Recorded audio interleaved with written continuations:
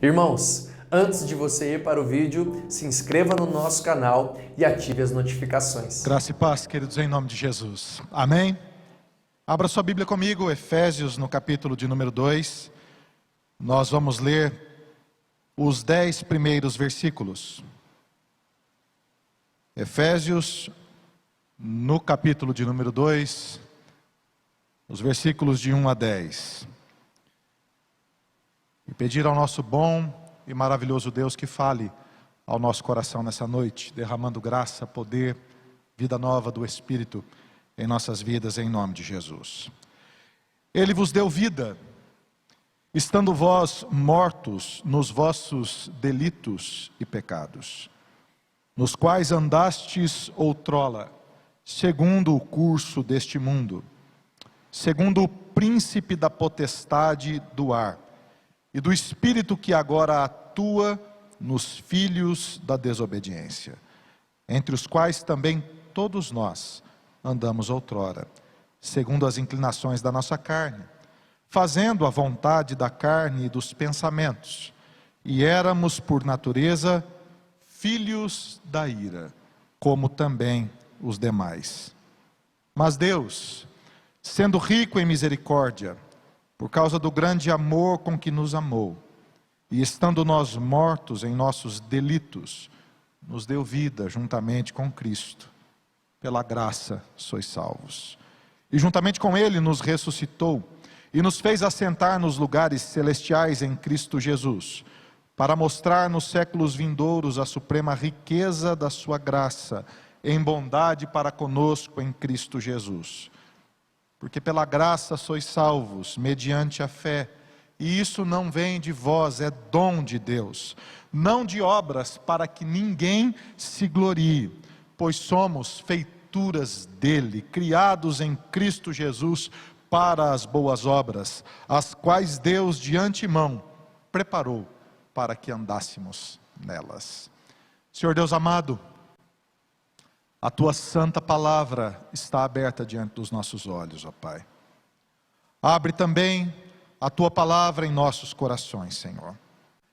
Que nesta noite, ó Pai, o Senhor derrame o Teu poder, a Tua vida, a Tua bênção, a Tua graça, a Tua vitória, a Tua salvação, a Tua palavra santa sobre os corações das pessoas que estão aqui, daqueles que acompanham e cultuam junto conosco pela internet, Senhor.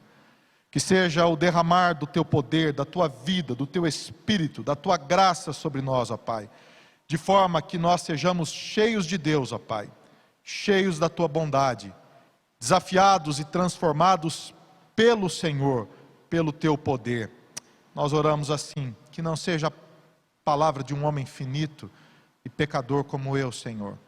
Tão falho, tão necessitado, ó Pai, mas que seja a palavra de Jesus ao coração dos eleitos, dos Teus filhos, e daqueles os quais o Senhor mesmo quer fazer ouvir a Tua palavra. Derrama a Tua graça sobre o Teu povo, é o que eu oro, em nome de Jesus. Amém. Amém. Neste domingo nós encerramos o tema de setembro, fé e obras. Esta é uma grande discussão. Quais são as obras que um crente deve realizar? Qual deve ser o resultado, o fruto? Qual deve ser, de fato, a ação que decorre na fé ou da fé na vida do cristão? Por isso que essa discussão, neste mês de setembro, foi tão profunda. E eu gostaria de chamar a sua atenção para o texto que nós lemos aqui. O texto nos indica qual é de fato o caminho das obras da vida de um cristão. Como você e eu devemos agir como cristãos. E por que nós fazemos o que fazemos em decorrência da habitação do Espírito Santo em nossas vidas, do poder de Deus em nossas vidas. Por isso, o capítulo 2 de Efésios é monumental. Eu nem me arrisco, diante de tudo que já li, de tudo que conheço deste texto de Efésios, eu arrisco dizer que quando Paulo escreve esse texto, inspirado pelo Espírito Santo, este texto chega a ser tridimensional. de tantas dimensões, de tantos alcances que esse texto provoca no coração da vida do crente. Para você ter uma ideia, Martin Lloyd-Jones, que foi o maior pregador, na minha opinião, do século passado, foi pastor na capela de Westminster, em Londres, na Inglaterra, de 1938 a 1968. Já em 1954, com 25 anos de ministério, na virada do seu ministério, agora um homem maduro, agora sedimentado na exposição da palavra, decide expor Efésios. E Martin Lloyd-Jones fica por 1 ano na igreja, pregando apenas a carta de Paulo aos Efésios. É um texto monumental, é um eixo central da palavra de Deus. E a minha expectativa é que o Espírito Santo fale ao seu coração, de maneira também monumental, e leve você a uma reflexão profunda, a uma reflexão verdadeira, de quais devem ser as obras realizadas por você, através de você, na vida de pessoas que convivem com você, pelo poder da palavra de Deus e ação apenas do Espírito Santo. Para que isso aconteça, eu gostaria de dividir este texto em 3 movimentos. Em primeiro lugar, de onde Deus nos tirou? De onde Deus nos tirou? O apóstolo Paulo, no capítulo 1, ele explica como Deus nos salvou. Ele nos predestinou, Ele nos escolheu antes da fundação do mundo, para que nós vivêssemos para o louvor da glória da sua graça. O primeiro capítulo de Efésios é prioritário, para que nós possamos compreender qual é a obra da salvação de Cristo Jesus em nossas vidas. Os muitos concílios reformados, os muitos concílios os quais fizeram documentos dos quais nós embasamos a nossa doutrina presbiteriana e reformada, se apoiaram muito no texto de Efésios, no capítulo 1. O concílio de Dort, os cânones de Dort, que foram formados pelo concílio de Dort, o catecismo de Heidelberg, muitos dos textos que falam sobre a predestinação na confissão de fé de Westminster, estão alicerçados na compreensão de Efésios 1. Em Efésios, no capítulo 2, o apóstolo Paulo começa dizendo quais são os efeitos, de onde Deus nos tirou. Agora preste atenção, ele diz aos Efésios: Ele vos deu vida, Ele vos deu vida, estando vós mortos em vossos delitos e pecados. Presta atenção nesse raciocínio. Se você ler o texto com um pouco mais de calma, você vai perceber que às vezes o apóstolo Paulo diz: Ele vos deu vida, vós andáveis nos caminhos do mundo, do príncipe do ar, dos quais nós também andávamos. Há uma diferenciação entre vós e nós. Eu quero chamar sua atenção para isso. De quem Paulo está falando quando ele diz: Ele vos deu vida? Ele está falando dos gentios. E todas as vezes que o apóstolo Paulo diz: e nós também estávamos mortos, ele está falando daqueles que vieram à fé em Cristo, que eram judeus. Preste atenção, ele faz a diferenciação entre 2 culturas anteriores: a cultura greco-romana, a qual estava embasada a sociedade de Éfeso, e a cultura judaica, na qual estava embasada a vida pregressa do apóstolo Paulo antes da sua fé em Cristo Jesus. Há uma contraposição: nós judeus, vós gentios. Esse texto então fala, sobretudo, da expansão do Evangelho, da expansão da obra de Cristo sobre todas as raças, tribos, línguas e nações. Ele vos deu vida. Isso indica que o Evangelho não é contracultural, o Evangelho não é supracultural, o Evangelho é outra cultura. Presta atenção nisso, porque isso é muito importante. O Evangelho não é contra a cultura, o Evangelho não é supracultura, o Evangelho é uma outra cultura. E o apóstolo Paulo diz que este Evangelho, ele não veio para os judeus, mas ele veio para o povo de Deus, que é muito mais amplo do que o povo do Antigo Testamento, o povo escolhido pelo Senhor antes da fundação do mundo e criado para a glória de Deus. Cristo veio para os seus eleitos e ele deu vida aos seus eleitos quando eles ainda estavam mortos em seus delitos e pecados. Agora, como é um homem sem Deus? Como que o apóstolo Paulo descreve um ser humano sem Deus? Há três forças, há três realidades que operam no ser humano sem Deus. Primeiro, ele está morto. Um ser humano sem Deus é alguém morto. Em segundo lugar, ele anda segundo o curso deste mundo. Um ser humano sem Deus, ele não é apenas morto, mas ele é também mundano, no sentido de que as suas inclinações estão todas voltadas para o mundo e tudo o que ele faz reflete uma mentalidade sem Deus. O texto diz que ele é, ou este ser humano sem Deus, além de morto, além de andar segundo o curso deste mundo, que está embasado tanto na mentalidade de Satanás, quanto nas inclinações do pecado, ele é também um filho da ira. Ele está indignado contra Deus, e todas as suas ações são ações de indignação contra Deus. Ele é um sujeito contra tudo que vem de Deus. Ele é um sujeito que não ama a Deus e que não faz nada por conta de Deus na sua vida, porque ele está indignado contra Deus. Ele está numa vida de total desafeto com Deus, e esse desafeto resulta em ações contra Deus. Ele age contra as pessoas, ou seja, a sua maldade é refletida em ações que afetam negativamente as pessoas. Os seus pecados machucam as outras pessoas e fazem dele um agente de maldade na vida das outras pessoas.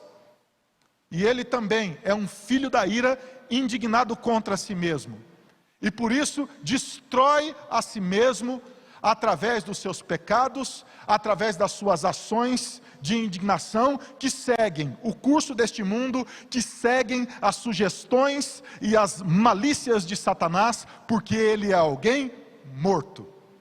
Vocês estavam mortos, diz o apóstolo Paulo. Vocês estavam mortos em duas coisas: em seus delitos e em seus pecados. Alguém morto, então, ele está sujeito a essas duas forças. O que são delitos, segundo o texto que nós lemos? Uma análise mais calma um pouco dessa palavra me ensina que delitos são desvios do caminho. Delitos são desvios de uma vereda reta, do caminho estreito. O que é um delito? O delito é desviar-se do caminho. É o desejo e a ação da pessoa de desviar-se do caminho. A pessoa está morta, e a evidência da sua morte é que ele vive uma vida longe do caminho de Deus. Ele vive uma vida cheia de desvios, de desencontros, de descaminhos, de falta de retidão, de falta de decisões acertadas. Ele está morto não apenas nos seus delitos, mas também nos seus pecados. E pecados aqui falam de inclinações, de pensamentos, de palavras e obras que fazem o ser humano errar o alvo. E nem que ele queira, ele consegue glorificar a Deus, porque os seus pecados evidenciam que ele está num estado indignado contra Deus. E indignado contra Deus, tudo que brota do seu coração é pecado, e este pecado é revelado pelos seus delitos, ou seja, por suas inclinações para longe de Deus. Por isso, este que está morto não consegue glorificar a Deus. Agora eu estou dizendo que todo não crente é ruim? Não. Existem muitas pessoas que não creem em Jesus, que pagam suas contas. que são bons cidadãos, que são pessoas simpáticas, que são pessoas amorosas, são pessoas honestas, que são pessoas que cumprem com as suas obrigações, como pai, mãe, como cidadão, como funcionário, como patrão. Não necessariamente. Mas também, o que eu estou afirmando, é que nem toda boa obra, reunida em todo mundo, numa só pessoa, pode salvar essa pessoa diante de Deus. Nem que este ser humano seja o melhor ser humano do mundo, eticamente falando, moralmente falando, nacionalmente falando, emocionalmente falando, nem que seja a pessoa mais ajustada na sua alma, mais ajustada no seu comportamento, mais ajustada no seu temperamento, nem que seja a melhor pessoa para se conviver no mundo, sem Cristo, ela está morta nos seus delitos e nos seus pecados. O seu coração é morto, o seu coração é morto nos seus desvios e nas suas inclinações, e nem que seja uma pessoa boa, sem Cristo, ela está distante de Deus. Nós andávamos, o apóstolo Paulo diz, vocês andavam, e nós também andávamos neste caminho. E este caminho de alguém que é morto também sugere 3 aspectos para a destruição do homem. São 3 forças que operam para a destruição do ser humano. Este que está morto está entregue a estas 3 forças. Presta atenção que isso aqui é sério. Quais são as 3 forças que operam para a destruição do homem? O texto diz que a primeira força que opera para a destruição do homem é o mundo. A segunda força, o diabo. A terceira força, a natureza caída. Quais são as 3 coisas que operam para a destruição do ser humano, das famílias, das pessoas? Quais são as 3 coisas que operam para a destruição da obra de Deus? O mundo, o diabo, a natureza caída. O apóstolo Paulo vai dizer, nós andávamos segundo o curso deste mundo. O que é o curso deste mundo? O curso deste mundo é o lugar geográfico onde os delitos e pecados acontecem. Esse ser humano que é morto, ele age num lugar. E qual é o lugar natural que este ser humano morto age? Ele age no mundo. O mundo, então, ele não é apenas o nascedouro, mas ele é o espaço apropriado para o crescimento dos delitos e dos pecados. O mundo, o curso deste mundo é o ambiente natural para o crescimento das obras da carne e do pecado. É por isso que você ouve sempre o alerta, não brinque com o mundo, não se envolva com o mundo, não se enamore com o mundo. É por isso que os pais orientam os filhos, cuidado com o mundo, cuidado com o curso deste mundo. Cuidado com os lugares que você vai, com as pessoas que você conversa, com as pessoas que você faz negócio, com as pessoas que você interage. Cuidado com as suas escolhas, cuidado com as coisas que você faz. Por que cuidado? Porque o curso deste mundo é o ambiente que dá vazão aos delitos e aos pecados. É por isso que você vê muita gente boa pecando. Porque foi influenciado pela mentalidade do mundo. E quando viu, quando se percebeu, quando se enxergou, ela estava engendrada, sufocada, submersa num ambiente de pecado. E isso acabou com a sua vida. O que é isso? O mundo, o lugar, o ambiente em que a mentalidade de Satanás torna confortável a prática do pecado, a prática dos desvios, a prática de uma mentalidade sem Deus. Este mundo, ele funciona segundo o príncipe da potestade do ar. A segunda força que então opera para a destruição do ser humano é o diabo, o príncipe da potestade do ar. Ar aqui significa estar acima da terra. É um outro lugar. As pessoas podem reduzir isso a um espírito ético, moral, que rege as decisões das pessoas. Talvez seja aquilo que o sujeito pensa antes de pecar, e ele define que aquele pecado é possível, então ele diz, eu vou pecar e pronto. Por que alguém decide pecar? Sabendo que aquilo é errado. Você já pensou nisso ou não? Por que alguém toma a decisão de pecar, sabendo que aquilo é pecado? Você já pensou nessa loucura? Como que a mente humana é um espaço complexo? Como que alguém consciente, sabendo que aquilo é pecado, toma a decisão de cometer aquele ato? Por quê? Primeiro, porque ele está num ambiente mundano, então há espaço para que aquilo aconteça. E em segundo lugar, ele está submerso, influenciado por uma mentalidade sem Deus. E esta mentalidade, que é Satanás, exerce uma influência maligna sobre essa pessoa. E ela, influenciada por essa mentalidade maligna, pensa, está tudo bem, eu vou pecar. Não é tão grave assim. Racionaliza o pecado, nega o pecado, não vê o pecado, vai para o ambiente sem Deus e acaba com a vida. O texto diz que não apenas esse espírito maligno, ele é o príncipe do ar, mas ele atua nos filhos da desobediência.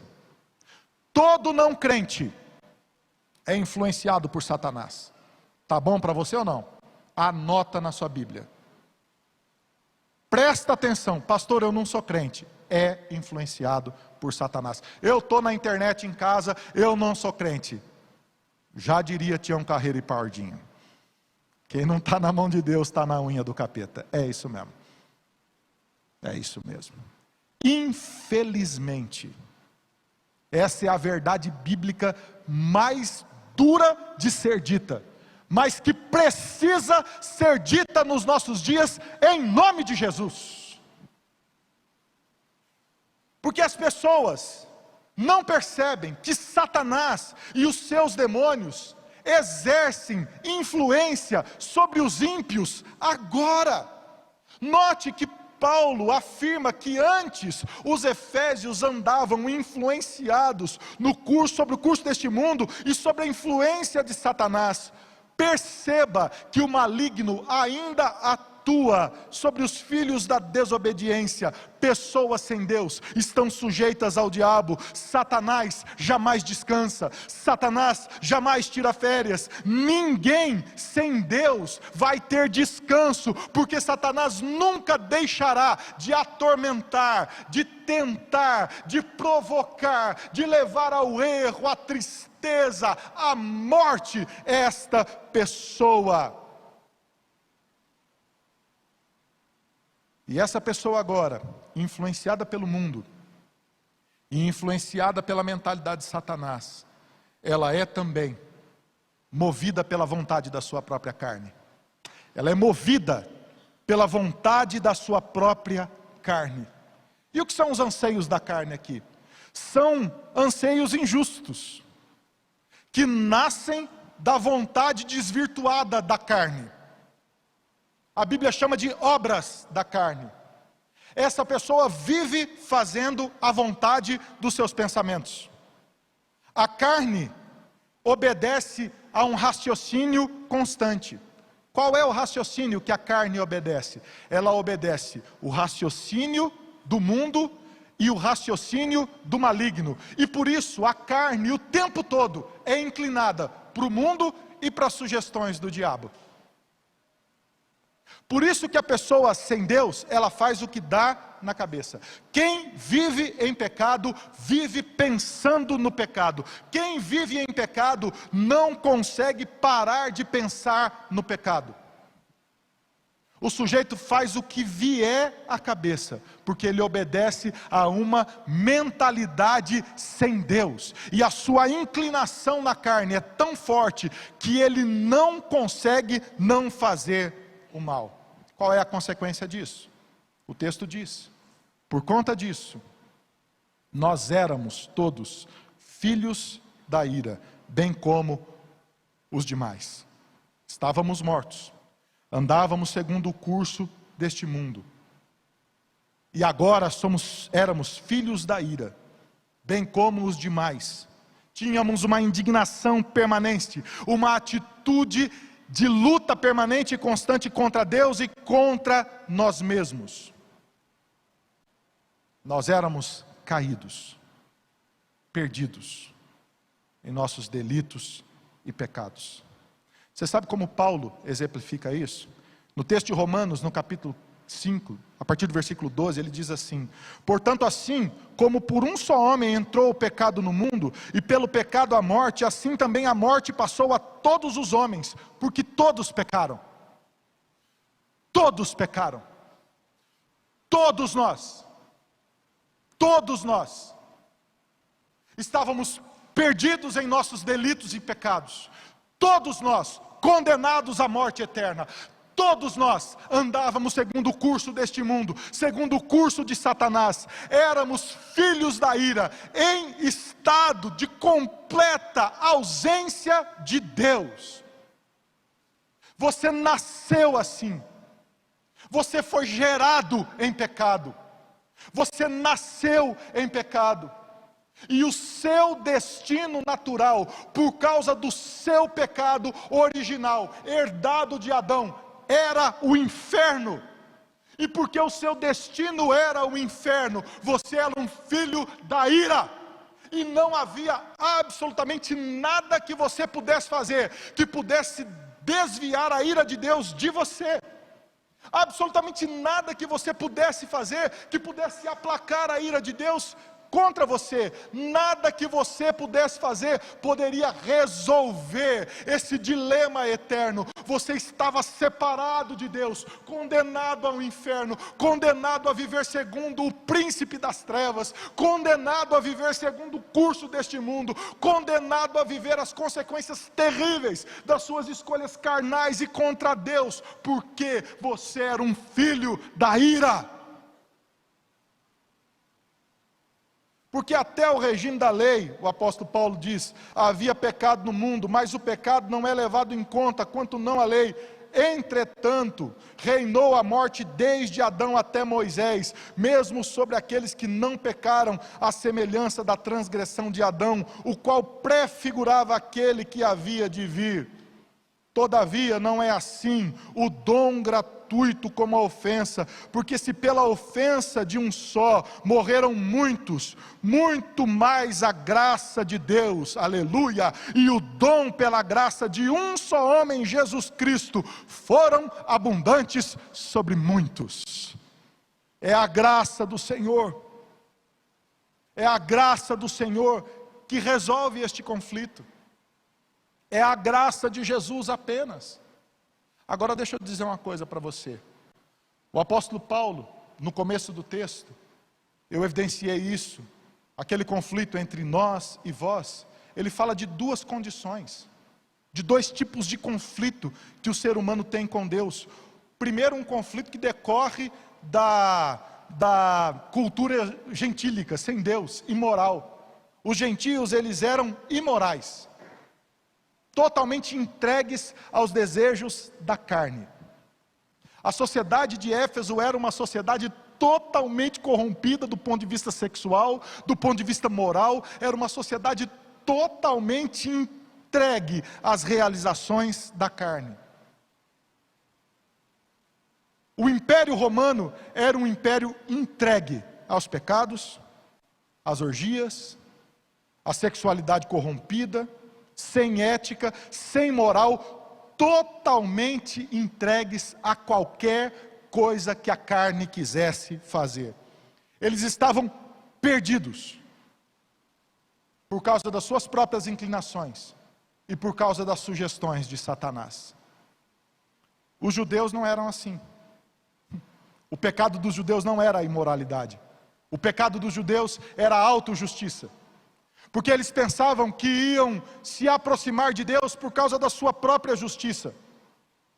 Os fariseus foram repreendidos por Jesus, porque oravam de si mesmos, para si mesmos. Eles usavam a religião para oprimir o outro, usavam a religião para dizer que tinham autoridade para oprimir as pessoas e se aproximar de Deus. O apóstolo Paulo diz que a autojustiça dos judeus é trapo diante de Deus. É trapo diante de Deus.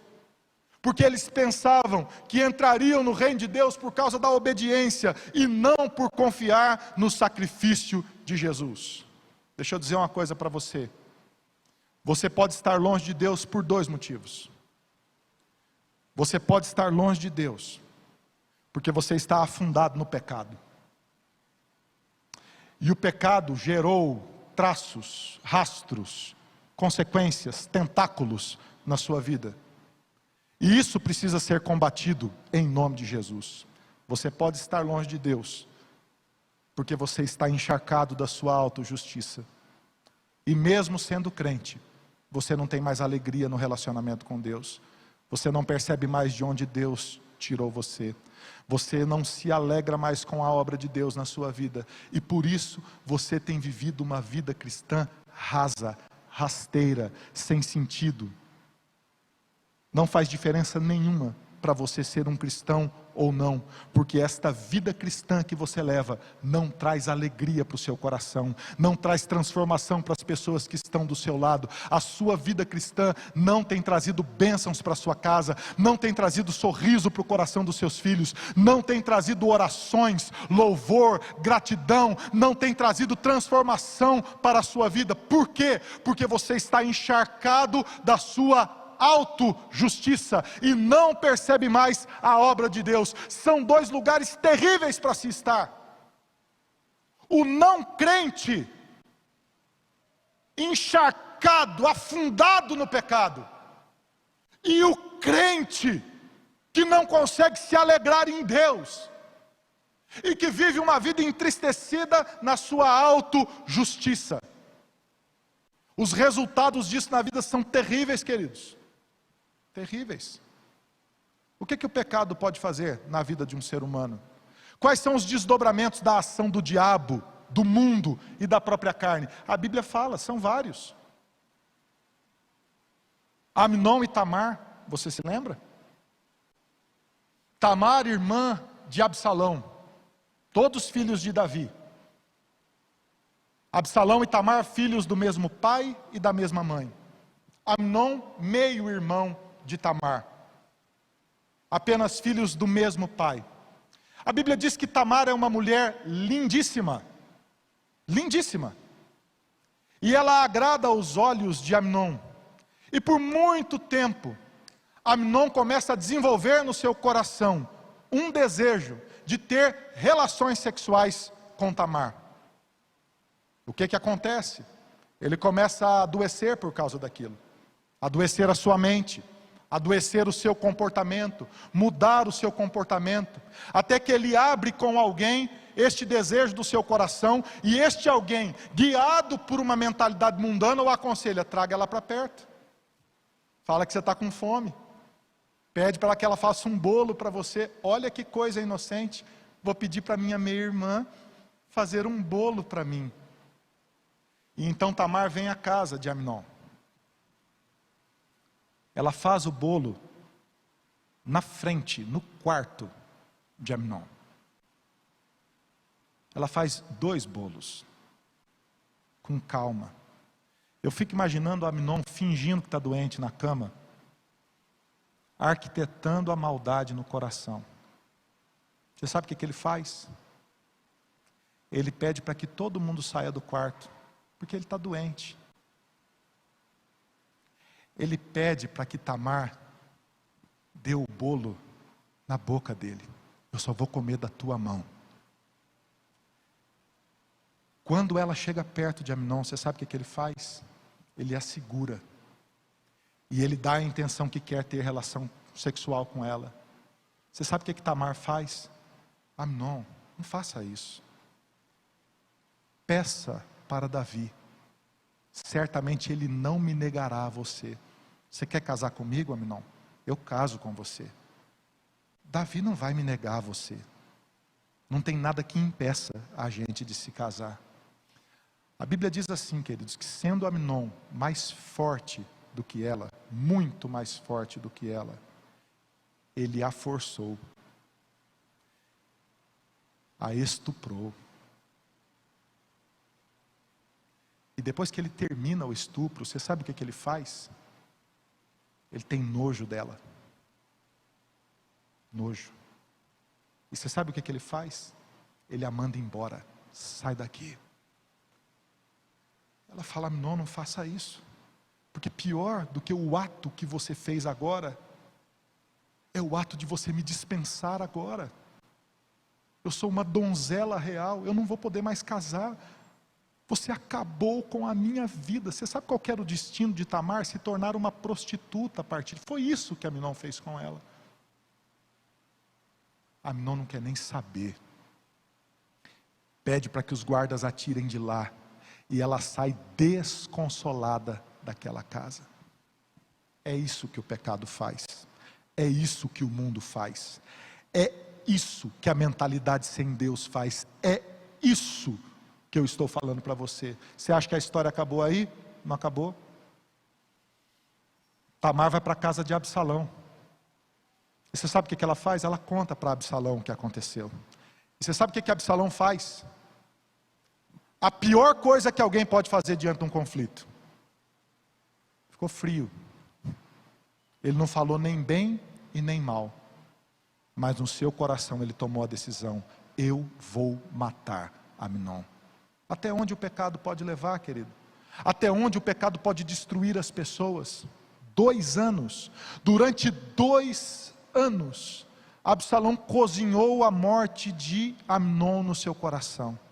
E no momento que ele entendeu ser o momento certo, ele leva o seu irmão para uma viagem, embriaga o seu irmão, e junto com os seus aliados, o assassina. Por conta deste assassinato, cresce uma revolta no coração de Absalão. Absalão se assenta à porta do palácio e ele age sorrateiramente contra Davi, e ele promove o maior golpe militar da história de Israel, dizendo que Davi não tinha autoridade para ser rei e não sabia julgar as causas do povo. E Davi, além de ter chorado por anos a morte de Amnon, além de ter ficado desconfiado por anos que algo não estava certo na sua família, agora chora a traição de Absalão. Você não tem ideia do que o pecado pode fazer na vida das pessoas. Você não tem ideia. Quando eu falo para você, Satanás não descansa, isso deveria gerar temor no seu coração.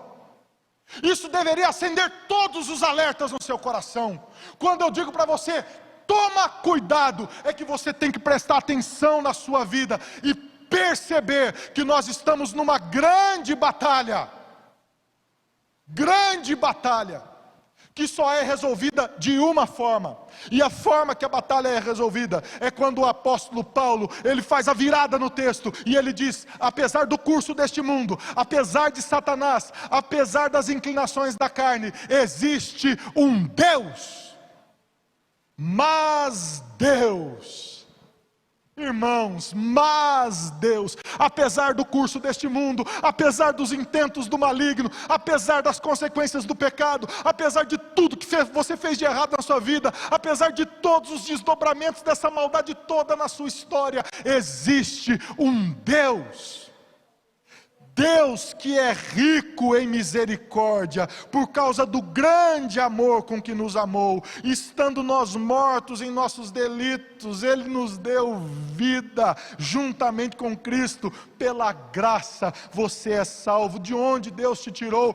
Deste poço de perdição, deste poço distante do Senhor. Foi de lá que Ele tirou você, e juntamente com Ele nos ressuscitou, e nos fez assentar nos lugares celestiais em Cristo Jesus, para mostrar aos séculos vindouros a suprema riqueza da sua graça, em bondade para conosco. Mas Deus, queridos, olha a boa notícia: Deus não nos deixa no estado de condenação e miséria.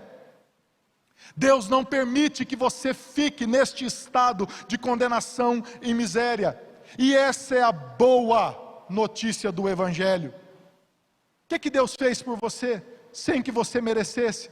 Mesmo você sendo pecador, mesmo você estando distante de Deus, mesmo você sendo um filho da ira, mesmo você estando preso por Satanás, mesmo você sendo contra Deus, Deus, Ele amou você. Deus, Ele deu vida a você. Deus, Ele já o ressuscitou e o fez assentar nos lugares celestiais em Cristo Jesus. Você sabe o que Deus fez? O que esse texto indica que Deus fez? Que Deus, é como se Deus tivesse colocado você aqui, nesse lugar, e de uma vez só, Ele tivesse derramado todas as bênçãos celestiais sobre a sua vida. De maneira que Deus não deixou uma bênção para amanhã.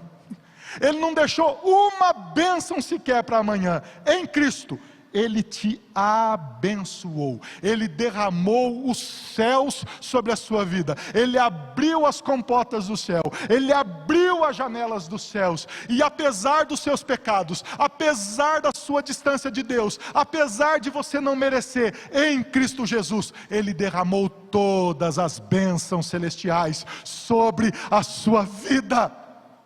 É por isso que o texto diz, e Ele nos ressuscitou. Por que está no passado aqui? Porque em Cristo você não vai nem morrer.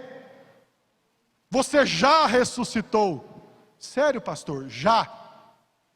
Você é vivo para nunca mais morrer. Você já ressuscitou em Cristo Jesus. E você já está assentado com Cristo nos lugares celestiais. O que isso significa? Isso significa que tudo o que Deus fez em Cristo, fará também na sua vida, fez também nas nossas vidas. Porque Ele vive, nós vivemos. Porque Ele venceu, nós vencemos. Porque Ele é o herdeiro, nós somos co-herdeiros da promessa. E todas as bênçãos que estão em Cristo, estão também na igreja. Você é vivo em nome de Jesus. Você é ressuscitado em nome de Jesus. Você está com Cristo, estará com Cristo. E nada pode roubar você, a sua vida, das mãos desse Deus maravilhoso.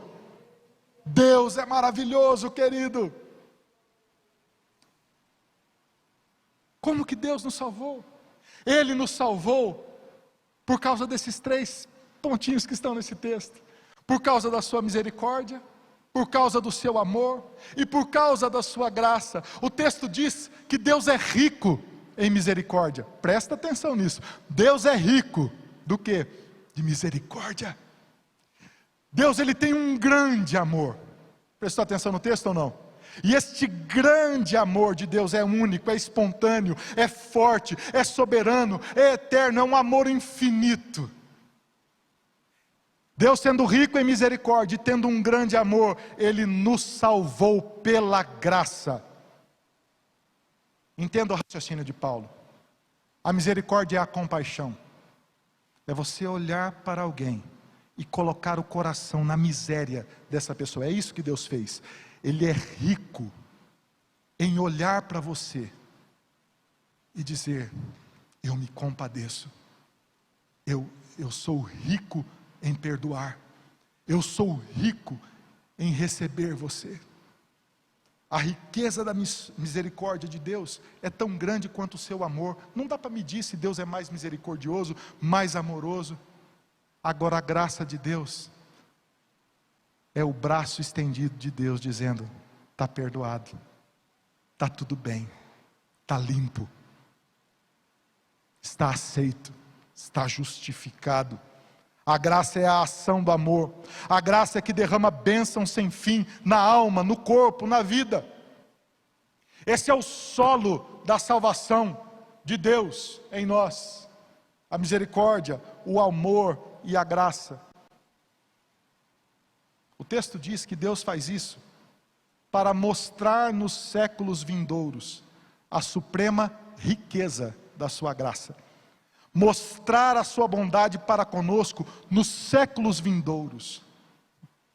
João Calvino, quando interpreta esse texto, ele diz assim: tudo que está no futuro são os séculos vindouros.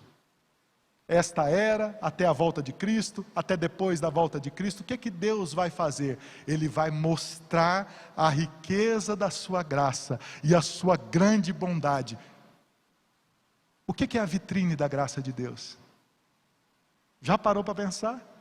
Quando Deus mostra a sua riqueza, o que Ele mostra? Como Deus demonstra a sua riqueza? Onde está a riqueza de Deus visível na terra? Já parou para pensar? As mulheres romanas tinham costumes de usar joias bonitas, caríssimas. Elas saíam para os fóruns, os shoppings, elas saíam para a rua usando as suas belas joias. E uma das amigas não usava joia nenhuma. Ela não tinha brinco, ela não tinha colares, não tinha anéis, não tinha pulseiras da Pandora romana, ela não tinha absolutamente joia nenhuma, ela andava de uma maneira simples. As suas amigas então um dia, numa conversa, se reuniram com ela e disseram assim: onde estão as suas joias? Por que você não as mostra? Por que você não as usa? Se você as tem, por que você não as mostra? Essa senhora então chamou os seus filhos, e ela mostrou os seus filhos para suas amigas, e disse: essas são as minhas joias. Essas são as minhas joias. Você sabe como que Deus mostra a sua riqueza na terra? Quando Deus olha para você e diz: essas são as minhas joias. Você é uma joia do Senhor, comprado pelo sangue de Jesus. A sua vida, ela tem um valor imensurável para Deus. E através desta obra da graça, da misericórdia e do amor do Senhor, Deus mostra toda a sua riqueza na sua vida. Por isso a sua vida, ela é para ser vivida com alegria, cheia de beleza e cheia do poder de Deus, porque todas as bênçãos do Senhor foram derramadas sobre a sua vida. Você foi salvo pela graça, por meio da fé. Isso é dom de Deus, não vem de você, não vem de nós e nem de obras para que ninguém se glorie. Até mesmo a fé é um dom de Deus. O texto termina, e assim eu vou terminando também essa pregação, no último versículo, dizendo, versículo 10: pois somos feitura dele, criados em Cristo Jesus para as boas obras, as quais Deus de antemão preparou para que andássemos nelas. Nós somos feitura de Deus. O que é feitura de Deus? Você foi criado por Deus. Presta atenção, eu estou dizendo que você, filho de Deus, é duas coisas.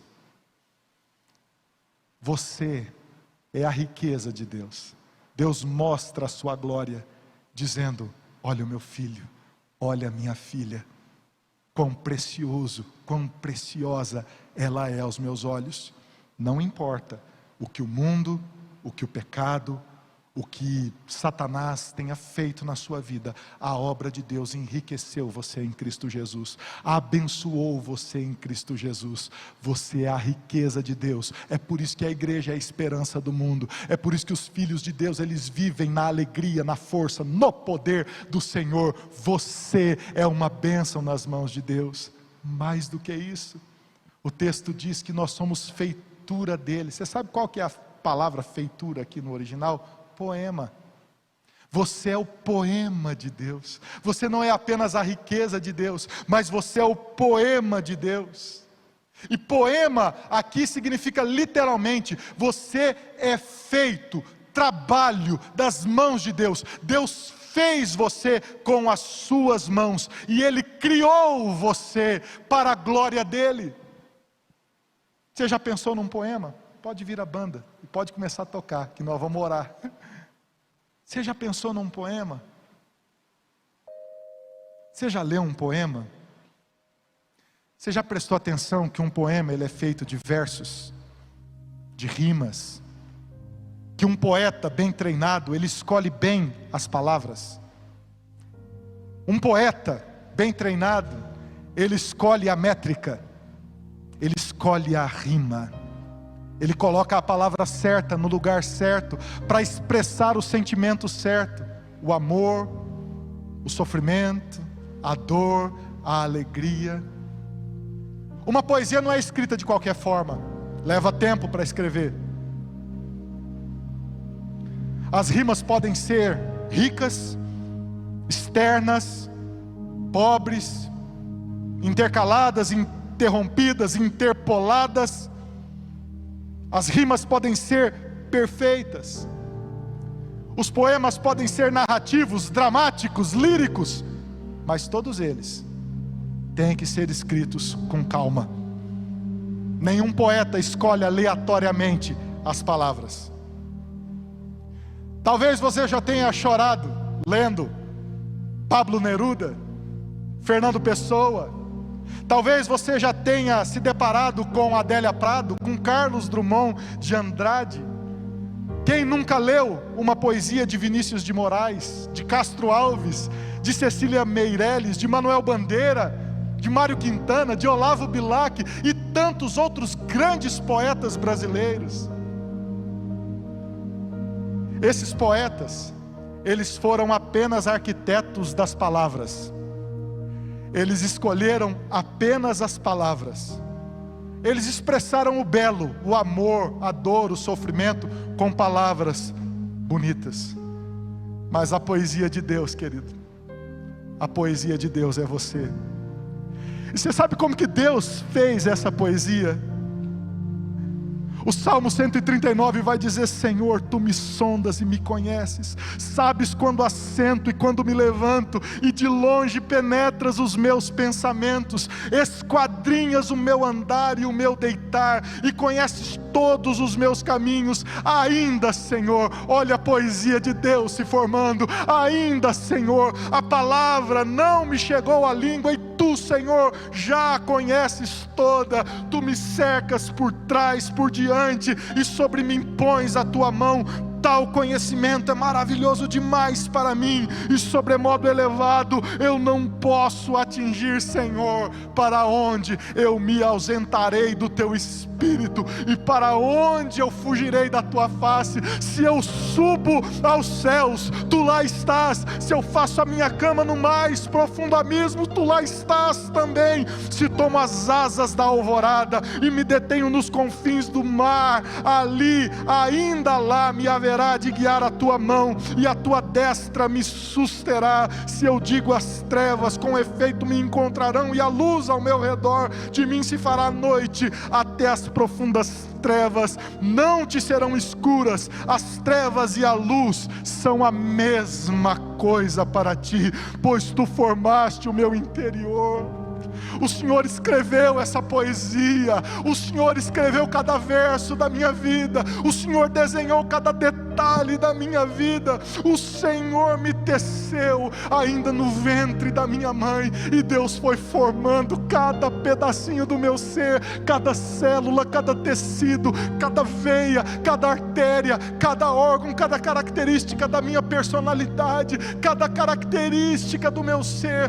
Deus foi escolhendo calmamente, escolhendo cada rima, escolhendo cada métrica, e dizendo: esta é a minha poesia, esta é a minha joia. E antes de eu nascer, Ele já me escolheu para Ele, e Ele disse: Juliano, eu te escolho, você é o meu filho. E ainda eu nem havia nascido, e a morte de Cristo já havia sido eficaz sobre a minha vida, e no momento certo, esta graça se revelou. Deus me salvou, transformou a minha vida e me fez ser nova pessoa, nova criatura em Cristo Jesus. Poema de Deus, para que o mundo possa ler esse poema e perceber que existe um Deus poderoso, capaz de salvar, de mudar a vida, de transformar a história e de fazer novas todas as coisas. Você é parte do que Deus fez, você é poema de Deus, querido. Fica de pé em nome de Jesus. Eu queria que você orasse nessa noite, dizendo: Deus amado, eu não me sinto nem joia, e eu não me sinto porrema, mas eu sei que o Senhor, ó Pai, derramou a Tua graça sobre a minha vida. Então, Senhor, se todas as bênçãos foram derramadas em Cristo Jesus, derrama essas bênçãos em minha vida, em nome de Jesus. E eu quero que você saia nessa noite daqui encorajado em nome de Jesus, fortalecido em nome de Jesus, sabendo que Deus tem uma nova história, sabendo que você pode se levantar em Cristo Jesus para viver as boas obras, o fruto do Espírito Santo, o poder da vida de Jesus, para que você seja uma nova pessoa e viva para a glória de Deus, em nome de Jesus. Vamos cantar, queridos, vamos celebrar o nosso Deus para a glória do Senhor, em nome de Jesus. Amém.